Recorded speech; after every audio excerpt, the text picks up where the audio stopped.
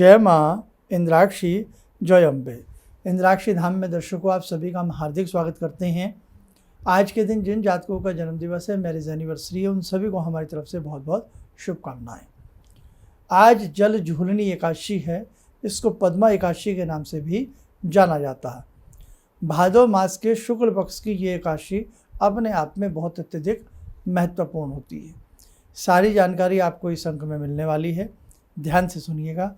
छोटा सा अंक है, लेकिन एकादशी का महात्म्य और एकादशी का व्रत और एकादशी का दान, जो भी कुछ ना कुछ आपसे बन पड़े, आपको करना चाहिए। आइए पहले आज का हम पंचांग देखें। 14 सितंबर सन 2024, दिन शनिवार, संवत 2081, भादो का महीना, शुक्ल पक्ष, तिथि जल झूलनी एकादशी, नक्षत्र उत्तराषाढ़ा, राहु काल 9 से 10:30, दिशा सूर्य पूर्व दिशा। ये कथा जल झूलनी एकादशी के बारे में या पद्मा एकादशी के बारे में जो आती है, वो इस प्रकार से है कि राजा के राज्य में उसका जो धन है वो बहुत पवित्र है और राजा कहीं भी अपने हिसाब से कोई गलती नहीं कर रहा है। युधिष्ठिर ने पूछा है, भगवान श्री कृष्ण ने जवाब दिया है। तो उस राज्य में बड़ी हंसी खुशी, शांति, सब कुछ बहुत अच्छे से चल रहा है, लेकिन अचानक कई वर्षों तक वर्षा नहीं होती है और दाने दाने के लिए दिक्कत होने लगती है। जब पानी नहीं बरसेगा तो खेती नहीं होगी, और उस समय ऐसे संसाधन नहीं थे कि ट्यूबवेल वगैरह हुआ करे, बोरिंग वगैरह हो सके। उस समय बरसात के ऊपर निर्भर होकर के खेती का कार्य किया जाता था। अब जनता इकट्ठी होकर के, प्रजा इकट्ठी होकर के राज दरबार में पहुंचती है, और उस समय के जो राजा महाराजा हुआ करते थे, वो प्रजा के लिए बड़ा प्राणों को न्यौछावर कर दिया करते थे, बात के धनी हुआ करते थे, और प्रजा का दुख अपना दुख, ऐसा उस समय रहा करता था। अब राजा को तो इस बात का भान है ही कि वर्षा नहीं हो रही है, अन्न नहीं हो पा रहा है, बड़ी दिक्कत है राज्य में, कैसे किया जाए। प्रजा पहुंचती है, प्रजा भी अपने अपने सभी जो दुख हैं, बातें हैं, राजा के समक्ष रखी जाती हैं। बड़ी समस्या हुई। अब राजा अपने कुछ खास लोगों को लेकर के जंगल की तरफ निकल पड़ते हैं। अब जंगल ही क्यों आता है इन बातों में? इसलिए आता है कि उस समय ऋषि मुनि जो थे वो एकांतवास ज़्यादा किया करते थे।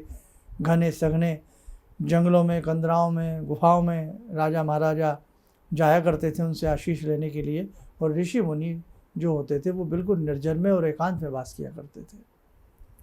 तो राजा जब पहुँचते हैं तो बहुत ऋषि मुनियों का आशीर्वाद भी लेते हैं, और अचानक उन्हें महर्षि जो हैं वो अंगिरा, उनके दर्शन होते हैं।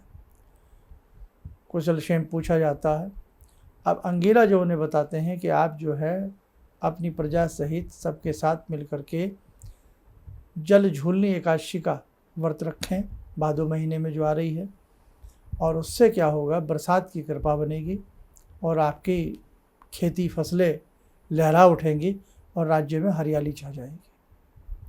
वही हुआ। भगवान श्री हरि का चिंतन मनन किया गया। बहुत अच्छे से राजा और प्रजा ने उस व्रत को रखा, और उस व्रत के ताप से, उस व्रत के प्रभाव से मेघ गरजे, बरसात हुई, चहुं और राज्य में हरियाली आ गई। अब चहुं और जो राज्य में हरियाली आई, जल बरसा, तो उस जल का संबोधन करते हुए ही इस एकादशी का नाम जल झूलनी एकादशी भी माना गया। जल सार्थक है नाम उसका, जल झूलनी एकादशी। इस जल झूलनी एकादशी में, और यदि हम गीता प्रेस को की जो एकादशी वाली महात्म्य की आती है उसे पढ़ें, तो उसमें पद्मा एकादशी का भी सेम वृतांत है। तो हम जल झूलनी एकादशी कहें, हम पद्मा एकादशी कहें, इसे करने से हमें बहुत महत्व की प्राप्ति होती है, बहुत पुण्य की प्राप्ति होती है। ये बहुत महत्वशाली एकादशी है। क्यों? क्योंकि आप देख रहे हैं कि बरसात ज़्यादा हो जाए तो भीषण बाढ़ें आ जाती हैं, बरसात बिल्कुल ना हो तो आज भी सूखा पड़ने की नौबत आ जाती है। गर्मी से, सूखे से त्राहिमाम हो जाता है। तो ये कहा गया है इस एकादशी में जल से भरा कुंभ, कुछ मिष्ठान, वस्त्र, छाता आदि किसी सुयोग्य ब्राह्मण को, सदाचारी ब्राह्मण को दान करना चाहिए। आज के दिन जो भी आपसे बन पड़े, वो आप कहीं ना कहीं सेवा करें। कुछ ना बने तो गौशाला में ज़रूर जाइए, गौ माता की सेवा करिए, उनके लिए सुंदर जल की व्यवस्था करिए। आज कहीं भी आप देख लें, गायें जो हैं कहीं ना कहीं आपको विचरण करती मिलेंगी और वो प्यास से भी व्याकुल मिलेंगी। जो गायें छोड़ दी जाती हैं उनका दोहन कर लिया जाता है, दूध दो लिया जाता है, और जब वो दूध से चली जाती हैं तो उनको बेकार समझ करके छोड़ दिया जाता है। आज बिल्कुल भी ध्यान इस तरफ बहुत कम ध्यान है, लेकिन ऐसी वो संस्थाएं, ऐसी वो गौशालाएं, ऐसे वो गौपालक जो गाय माता का पल पल पर ध्यान रखते हैं, वास्तव में वो प्रणाम के लायक हैं। वो बहुत ही अच्छा काम कर रहे हैं। ऐसी बहुत संस्थाएं हैं, ऐसी बहुत गौशालाएं हैं जो गौ के प्रति बहुत सुंदर कार्य कर रही हैं।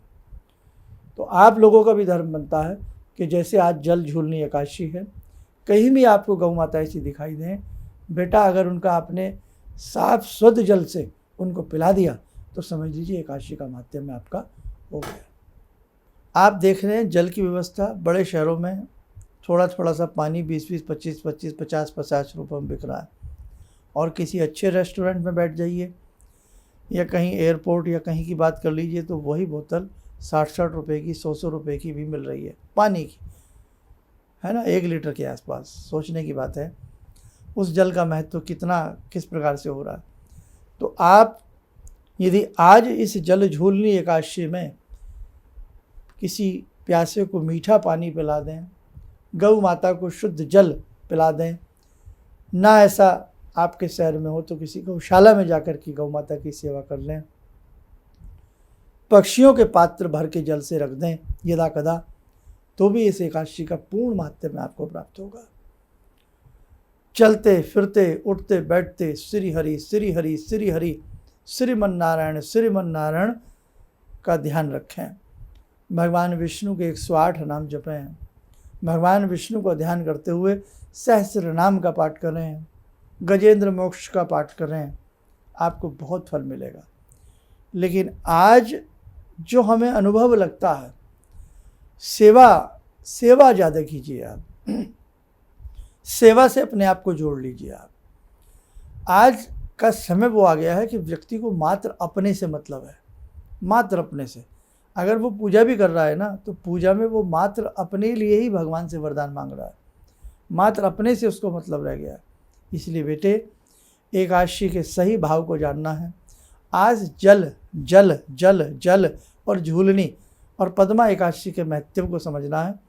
तो आप पशुओं के लिए, पक्षियों के लिए पानी का इंतज़ाम करें, आप दाने का इंतज़ाम करें। आपके हरि, आपके पुरुषोत्तम, आपके चक्रधारी, आपके गदाधारी, आपके नरेश आपसे प्रसन्न हो जाएंगे। आप करके देखें, ठीक है। तो जितना आपसे बने उतने बेटे आप करने का प्रयास करें।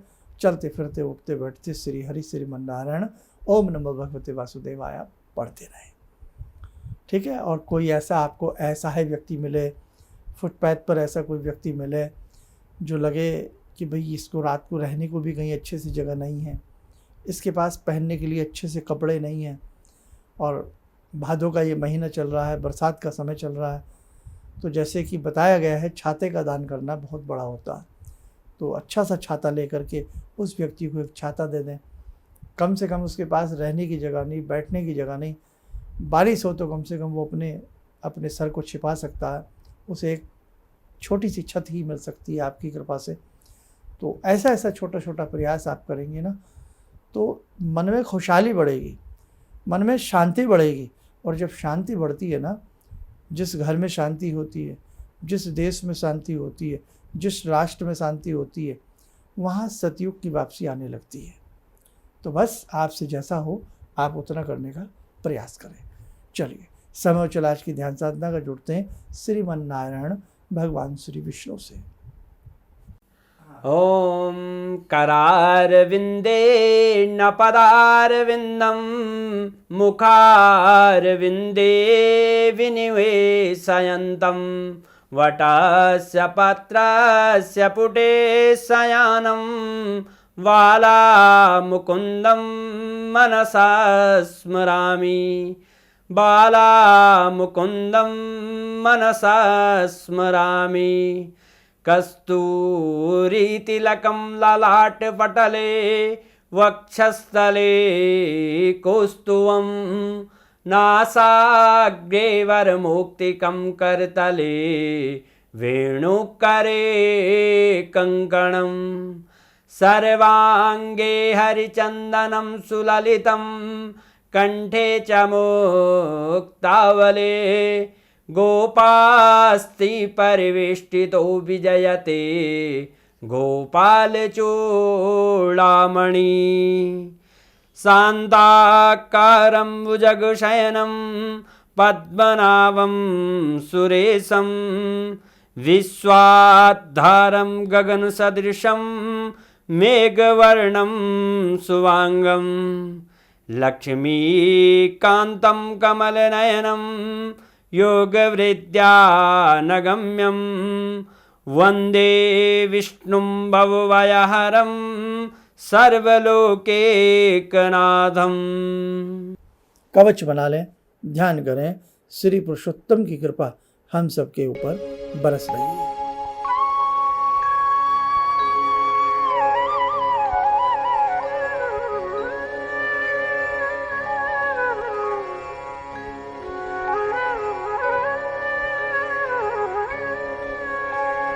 ओम बोलते हुए नेत्र खोलने सामान्य हो जाए। देखो साधकों, एक अद्भुत साधना से भी आपको जोड़ना है और उस अद्भुत साधना से आप जुड़ने का सभी लोग प्रयास करना। लंबे समय से 15-20 दिन से आपको ये विचार धारणा हम प्रकट करते आ रहे हैं और ऐसी बात नहीं है, जब जीवन में हम कुछ विशेष प्रकार की साधनाएं करते हैं तो जीवन में अच्छा परिवर्तन भी आता है और जीवन में अच्छा लाभ भी मिलता है। बस आप सब अच्छे से अपना नाम नंबर लिखवाते रहना और ये इसके दिन हमने इसका दिन भी बता दिया है, निकाल दिया है। आप आज या कल आपको एपिसोड इसका मिल जाएगा कि आपको क्या क्या करना है। ठीक है, चलिए आप सब लोग स्वस्थ रहें, सुखी रहें। इन्हीं शुभकामनाओं के साथ हम अपनी वाणी को विराम देते। जय जय अम्बे। भगवान से जुड़ो और भगवान को से जुड़ने का जरिया आपने बताया, बहुत अच्छा लगा, बहुत धन्यवाद। और सनातन धर्म को जिंदा रखने के लिए आप जो प्रयास कर रहे हैं बहुत सराहनीय है। हम लोग को मौका मिला है, हम लोग भाग्यशाली हैं जो आपके करीब आने का हम लोग को मौका मिला है।